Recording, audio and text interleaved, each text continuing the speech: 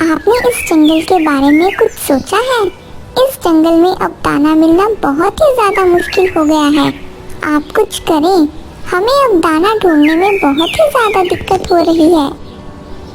अरे हाँ बुलबुल बहन, इस कारण तो मैं भी बहुत ही ज़्यादा चिंतित हूँ।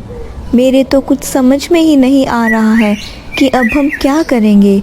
इस जंगल में तो दाना मिलना अब बहुत ही ज़्यादा मुश्किल हो गया है। अरे चिड़िया बहन, मेरे को तो दाना ढूंढने की बिल्कुल भी ज़रूरत नहीं है, क्योंकि मेरे पास तो दाना खुद ब खुद आ जाता है। अरे वाह कालू कौवे, मैं तो हर वक्त हर किसी से दाना मांगता ही रहता हूँ। खुद मेहनत करो तो पता चले कि दाना ढूंढने में कितनी दिक्कत होती है। अरे अरे तोते, तुम अपना मुंह बंद रखो और अपने काम से काम रखो।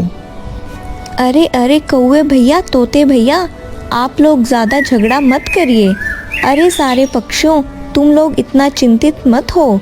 अभी भी इस जंगल में काफ़ी सारा दाना हमें मिल सकता है, बस हमें ढूंढने की ज़रूरत है। अरे पक्षियों, हमें हार नहीं माननी चाहिए, बल्कि हमें तो और मेहनत करके दाना ढूंढना चाहिए, क्योंकि मेहनत करने वाले की कभी हार ही नहीं होती है। सारे पक्षी चिड़िया की बात से सहमत हो जाते हैं और उनमें मेहनत करने का और भी जज्बा बढ़ जाता है। सारे पक्षी बहुत ही ज़्यादा मेहनत करके दाना ढूंढने लगते हैं और वहीं टोनी चिड़िया भी दाना ढूंढने लगती है।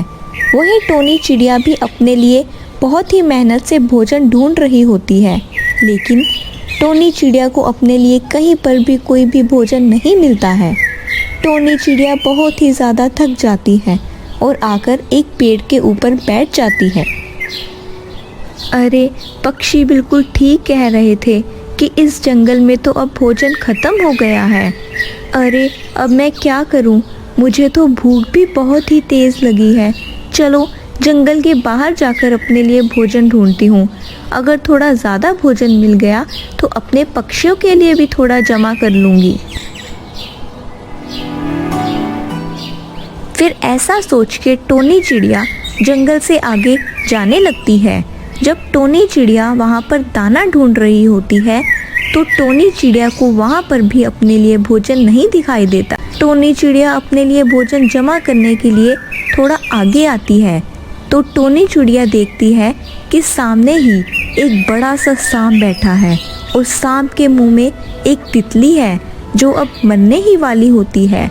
टोनी चिड़िया झट से उस सांप के पास जाती है और अपनी चोंच से सांप को मारने लगती है। फिर सांप उस तितली को वहीं छोड़ देता है और वहाँ से भाग जाता है।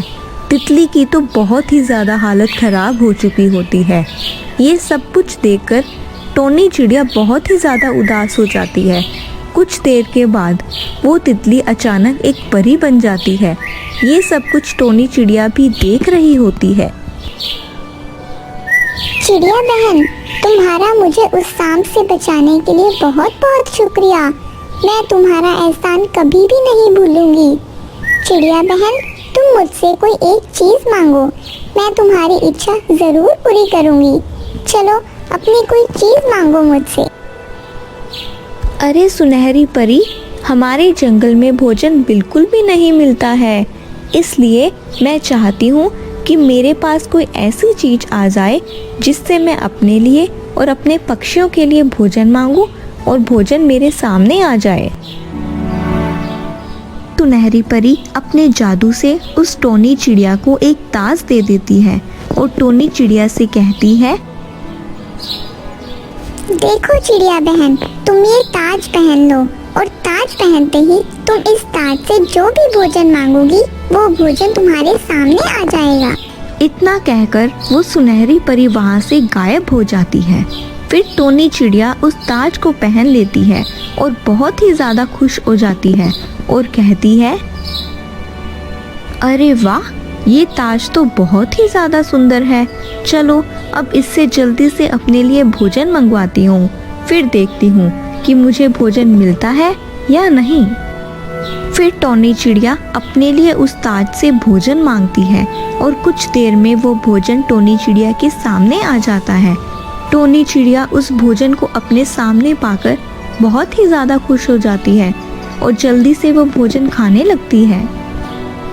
चलो, मेरा तो पेट भर चुका है, अब मैं अपने पक्षियों के पास जाती हूँ।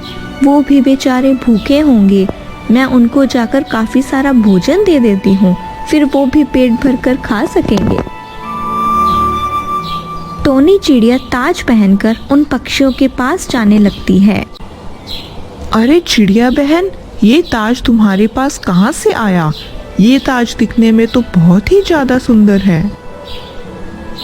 हाँ चिड़िया बहन, अब तो बहुत भूख भी लग रही है और हमारे पास खाने के लिए भोजन भी नहीं है। आप ही कुछ बताओ कि अब हम क्या करें? अरे पक्षियों, तुम लोगों को चिंता करने की कोई भी ज़रूरत नहीं है। मैं अभी तुम लोगों को काफ़ी सारा भोजन दे देती हूँ, फिर तुम लोग वो सारा भोजन पेट भर कर खा लेना। मेरे पास काफ़ी सारा भोजन आ जाए जिससे ये सारे पक्षी अपना पेट भर सकें। टोनी चिड़िया के ये कहते ही वहाँ पर काफ़ी सारा भोजन आ जाता है और सारे पक्षी उस भोजन को देखकर बहुत ही ज़्यादा खुश होने लगते हैं। अरे अरे चिड़िया बहन, तुमने ऐसा क्या जादू किया है जो तुम्हारे कहते ही यहाँ पर इतना सारा भोजन आ गया?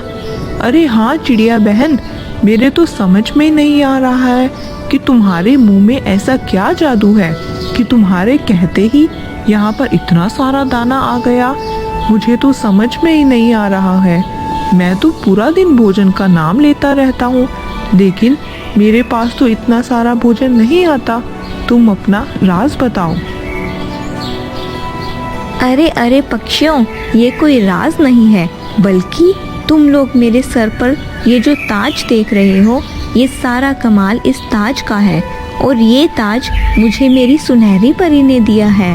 वो चाहती है कि इससे हम सारे पक्षी मिलकर भोजन खा सकें। अब आप सब पक्षियों को कभी भी भोजन खाना हो, आप लोग मुझे बता दीजिएगा।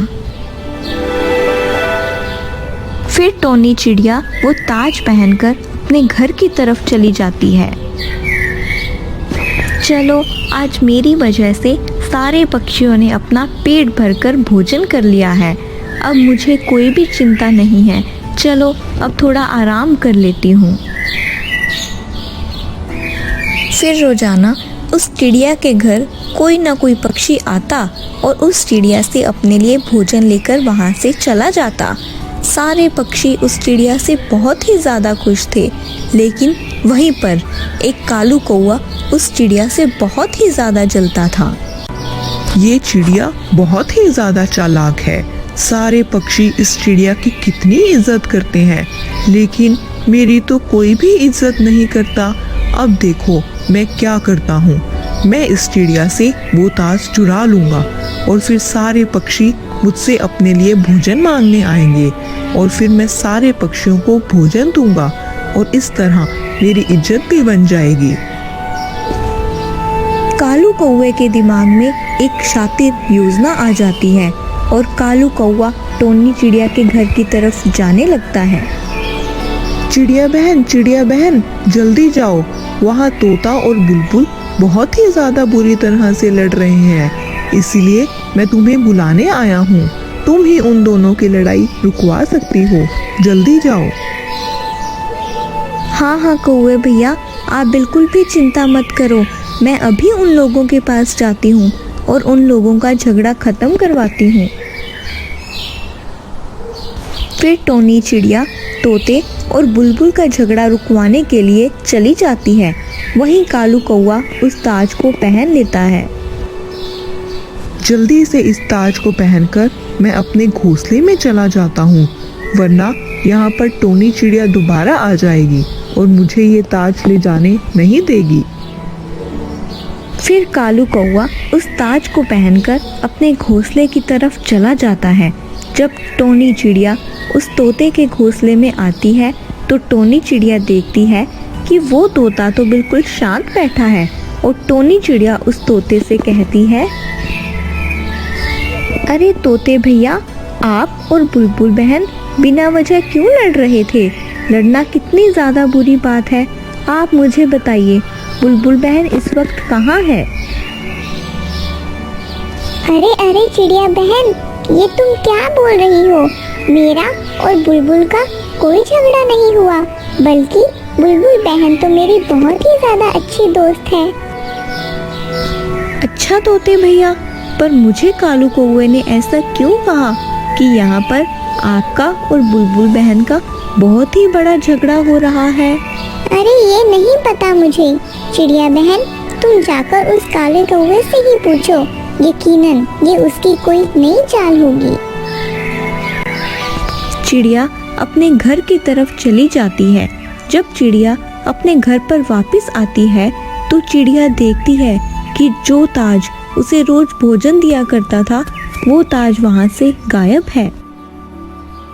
अरे वो ताज कहाँ पर चला गया जो मुझे रोज भोजन देता था? मैंने तो उस ताज को यहीं पर रखा था। अब मुझे समझ आया कि उस कालू कौवे ने मुझे बहाने से वहाँ क्यों भेजा। यकीनन वो ताज मेरा कालू कौवा ही लेकर भाग गया है। ये कालू कौवा कभी भी बाज नहीं आएगा, इसको तो मजा चखाना ही होगा। वही कालू कौवा उस ताज को पहनकर अपने घोंसले में आ जाता है और उस ताज से कहता है, अरे ताज जी, मैं चाहता हूँ कि मेरे पास अभी बहुत ही मजे का भोजन आ जाए जिसको मैं खाकर बहुत ही मजा कर सकूं। इतना कहकर कालू कौवे के पास कोई भी भोजन नहीं आता और उसके घोंसले में जो भोजन रखा हुआ है वो भोजन भी गायब हो जाता है। अरे अरे, ये क्या हो गया? मेरे पास तो भोजन आया ही नहीं, ये तो और उल्टा ही हो गया। मेरे पास जो भोजन रखा था वो भी गायब हो गया। कुछ देर के बाद वो चिड़िया, तोते और बुलबुल को लेकर उस कालू कौवे के घोंसले में आ जाती है। अरे कालू कौवे, तुमने ये मेरे साथ अच्छा नहीं किया। लाओ मेरा ताज मुझे वापस कर दो। अरे हाँ हाँ कालू कौवे, चलो जल्दी से इस चिड़िया का ताज वापस कर दो ताकि हम सब मिलकर भोजन खा सकें। अरे नहीं नहीं, तुम लोगों को जो करना है कर लो, लेकिन मैं तुम लोगों को ये ताज वापस करने वाला नहीं हूँ। अभी रुक जाओ, तुम लोगों को मैं इस ताज का मजा चखाता हूँ। चिड़िया बहन, तुम्हें ताज वापस चाहिए था ना? तुम्हें तो मैं सबसे पहले मजा चखाता हूँ।